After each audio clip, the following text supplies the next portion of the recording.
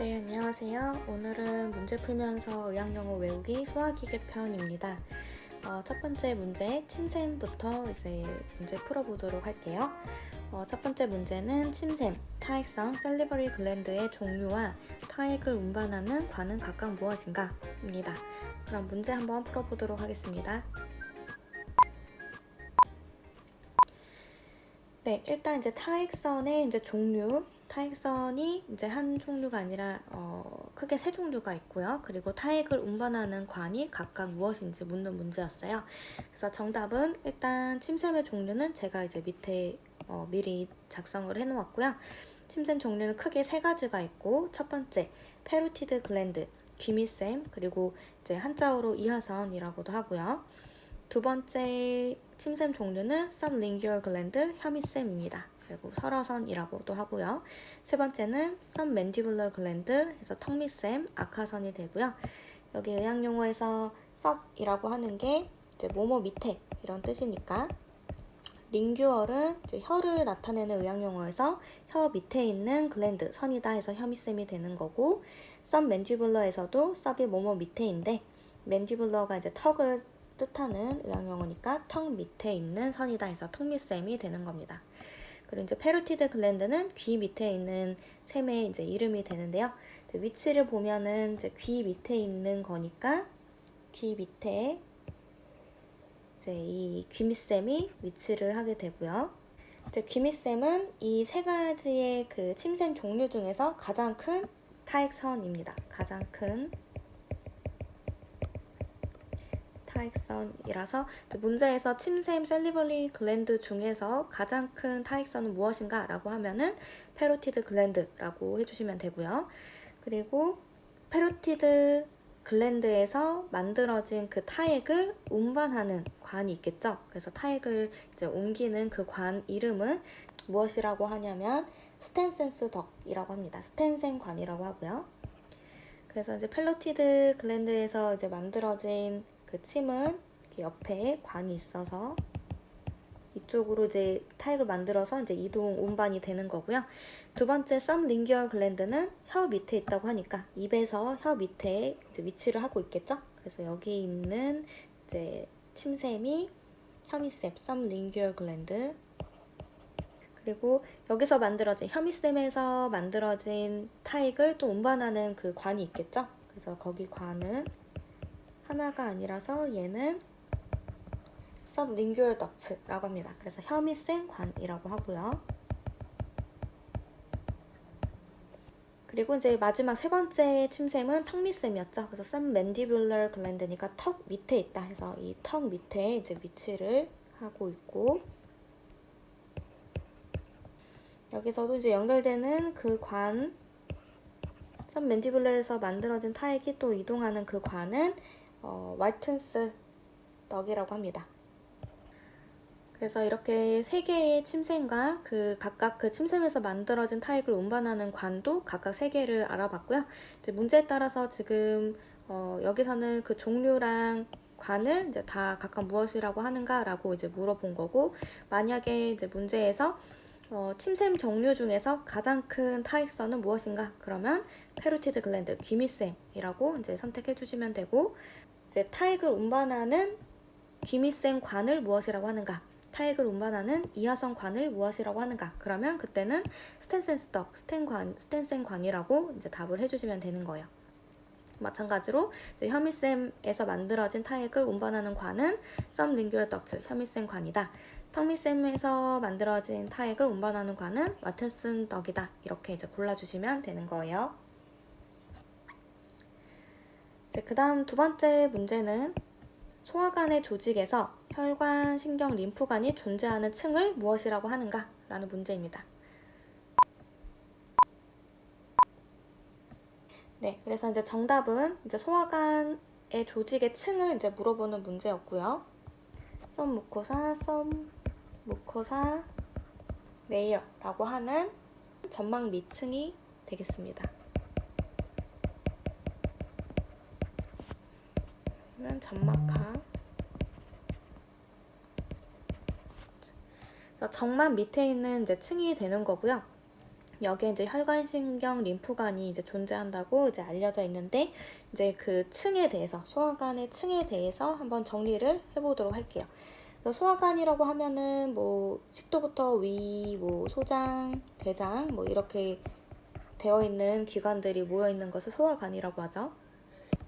그래서 소화관에는 위, 소장, 대장 이런 것들이 있는데, 이제 그 층을 한번 그림으로 한번 살펴보면은, 이제 여기 뭐 관이라고 했을 때 이제 그 단면을 잘라 봤을 때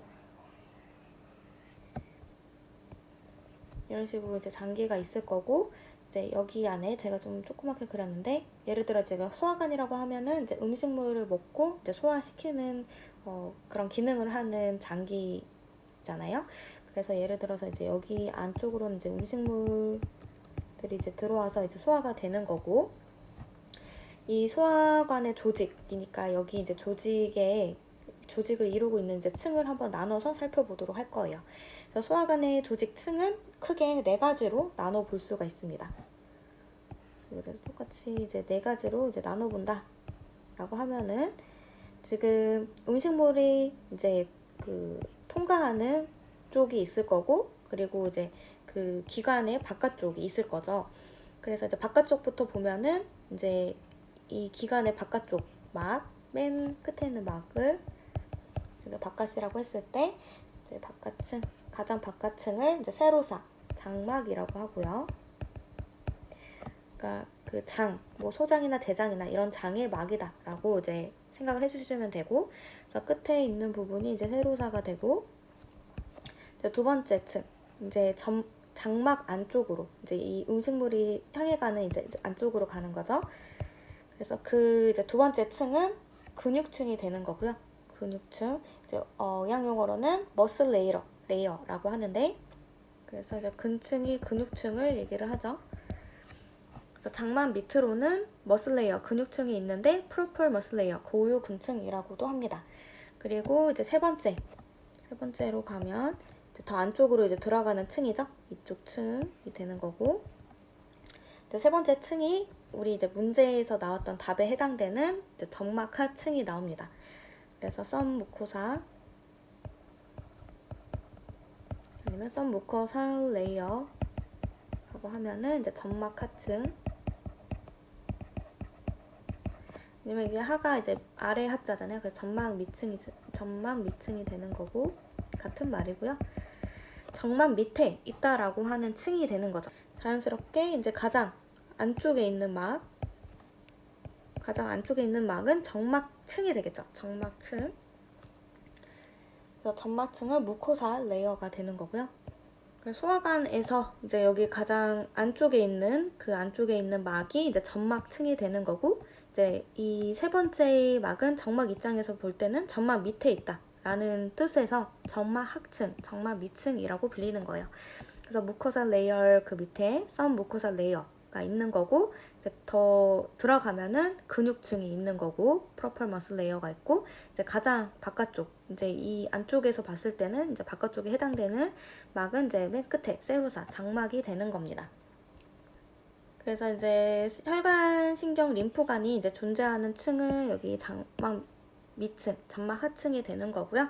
이제 점막층 같은 경우는 장기에서도 이제 가장 안쪽 층인데, 그 안쪽 내면을 덮고 있는 수변환 표면이 이제 점막층이 되는 거고요. 이제 수변환 표면에 이제 그 점액성 물질 같은 게 이제 분비가 되면서 세균이나 바이러스 같은 것들을 이제 조금 방어하는 이제 그 역할을 하고 있습니다. 이게 이제 점액성 물질이 분비가 된다. 그래서 소화관의 조직, 크게 이제 이 네 개의 층으로 되어 있는 것을 봤고요. 그래서 이제 이 순서랑 이제 각 층의 특징 같은 거 이제 조금 알아주시면 좋을 것 같습니다.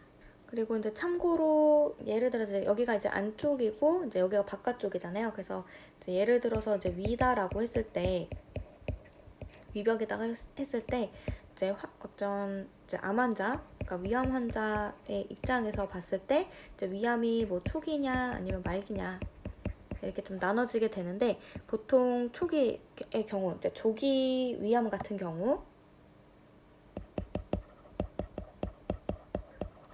조기 위암 같은 경우는 대부분 점막 쪽에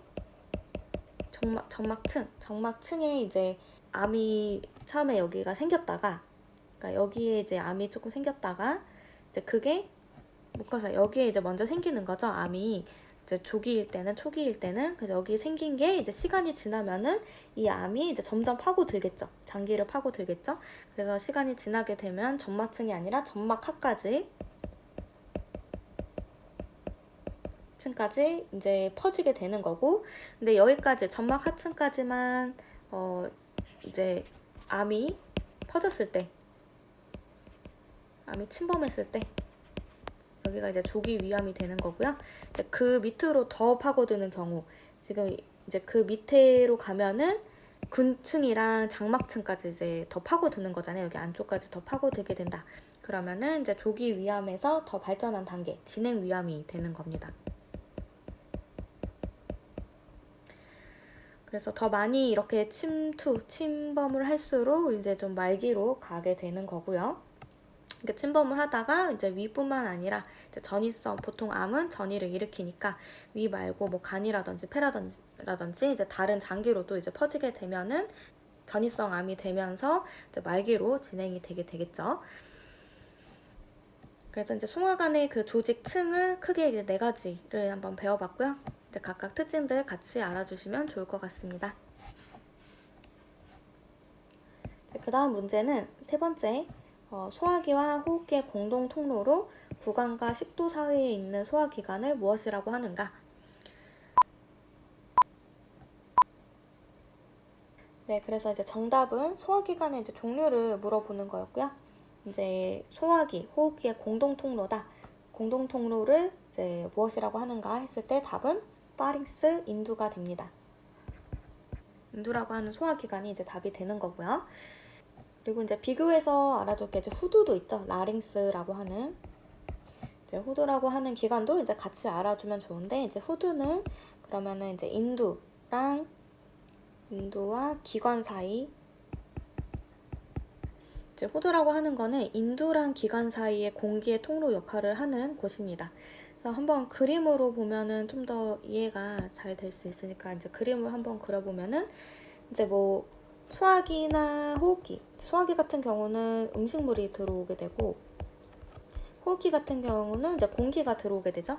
음식물, 공기가 다 들어오는 곳은 이제 입이 되는 거고, 그래서 입에서부터 이제 내려오게 되는데, 우리 보통 이제 입에서부터 소화기부터 먼저 보면은 입에서 이제 씹은 그 음식물이 이제 식도를 통해서 이제 위로 가겠죠. 그래서 이렇게 위로 간 다음에 이제 소장 거쳐서 이제 대장 가서 이제 항문으로 나오잖아요. 그래서 위, 그리고 이제 소장, 대장 걸쳐서 이제 항문으로 가게 되는 거고, 그리고 이제 식도 옆에 기관이 하나가 더 있잖아요. 여기 이제 기관이 하나가 더 있게 되는데, 똑같이 내려오는데 얘는 이제 호흡기계 쪽이 되는 거죠. 호흡기계는 이제 공기가 이제 내려가는 그 통로가 되는 거고, 이제 공기가 내려가는 통로가 여기 이제 음식물이 내려가는 통로는 식도가 되는 거고, 공기가 내려가는 통로는 기관이 되는 거죠. 그래서 의학용어로는 트라키아가 되는 거고, 그래서 기관이 이렇게 똑같이 이제 내려가는데, 기관 같은 경우는 이제 양갈래로 뻗어서 이제 기관지가 있는 거고요. 여기 지금 이 부분 기관지는 브론커스가 되는 거고, 그리고 이제 기관지에서 이제 양쪽으로 이제 폐가 있게 되는 거죠. 여기는 폐, 여기가 이제 폐렁이 되는 거였죠. 그런데 지금 문제에서 보면은 이제 소화기랑 호흡기, 그러니까 음식물 공기가 이제 다 내려가는 그 공동 통로, 그러니까 식도랑 기관으로 이렇게 나뉘기 전까지가 이제 공동 통로가 되는 거잖아요. 그래서 이제 이 공동 통로가 이제 무엇이냐라고 했을 때, 그 공동 통로에 해당되는 그 기관이 이제 파링스가 되는 거예요. 그래서 파링스가 있는 거고, 그 밑으로 파링스가 있고, 이제 그 밑으로 이제 식도로 바로 내려가면 이제 음식물이 내려가는 거고, 이제 밑에 기관으로 내려갈 때 또 하나 있는 기관이 이제 그게 후두가 되는 거예요. 그래서 여기에 이제 후두가 있게 되는 거죠. 이거가 이제 후두가 돼서 이제 후두는 인두랑 여기 인두 여기 위에 인두가 더 있는 거고 그래서 인두랑 여기 기관 트라키아 사이에 있는 게 이제 후두가 되는 거다. 그래서 여기가 이제 후두가 되는 거죠. 그리고 이제 후두에는 후두 덮개라고 하는 게 있는데 이제 후두 덮개는 의학용어로 에피글로티스라고 하고요. 이것도 같이 의학용어 같이 알아주시면 되는데 이제 덮개잖아요. 그래서 뚜껑 같은 역할을 하는 앤 거예요. 그래서 원래는 이제 인두를 통해서 이제 그 공기가 같이 내려와서 공기는 후두를 통해서 기관으로 내려가고 음식물은 그냥 식도로 내려가게 되는데 이제 후두로 이제 공기만 내려와야 되는데 만약에 예를 들어서 음식물이 이제 들어오면 안 되잖아요. 음식물은 식도로만 가야 되는데 얘가 만약에 후두로 통해서 기관으로 들어간다. 그러면 이제 큰일 나는 거죠. 공기만 들어가는데 여기에 이제 음식물이 들어가게 되면은 그렇기 때문에 이 음식물을 막아주는 역할을 하는 게 공기만 들어올 수 있도록 막아주는 역할을 하는 게 후두 덮개가 되는 거고요. 만약에 이 후두 덮개에 약간 좀 문제가 생기거나 이제 잘못해서 뭐 조금 열려가지고 여기 안쪽으로 약간 음식물이라든지 아니면은 뭐 침 같은 거 타에 물과 관련된 것들이 좀 넘어가려고 했다. 그럴 때 우리가 보통 심한 기침을 하게 되죠. 우리가 자주 사용하는 그 표현으로는 사례가 들렸다. 사례가 들렸다라고 해서 막 기침 막 심하게 하게 되잖아요. 그 이유가 이제 기관으로는 공기만 들어가야 되는데 이 음식물이나 뭐 침, 물 같은 게 이제 이 기관으로 들어가려고 했을 때 이제 사례가 들려가지고 이제 기침을 하면서 빼내게 되는 거죠. 그래서 음식물 식도는 이 후두를 통해서 오는 게 아니라 이제 인두를 통해서 바로 이제 이 식도로 내려가게 되는 거고요. 그래서 정리를 해보면은 이제 소화기, 호흡기 공동통로면서 이제 구강이랑 식도 사이, 구강이랑 여기 입이랑 식도 사이에 있는 거는 인두가 되는 거고, 그리고 이제 인두랑 이 기관 이 트라키아 식도 옆에 있는 그 기관 사이에 있는 거는 이제 후두가 되는 거고, 그리고 이제 후두에서 이 공기만 내려가야 되는데 음식물이 잘못해서 내려가지 않도록 하는 역할을 하는 후두 덮개 에피글로티스라고 하는 기관도 있다. 같이 알아주시면 좋을 것 같습니다.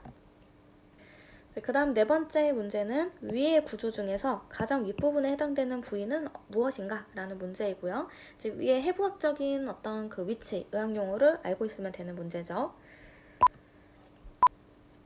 네, 그래서 이제 답은 위의 구조 중 가장 윗부분은 무엇이라고 하는가? 답은 이제 펀더스.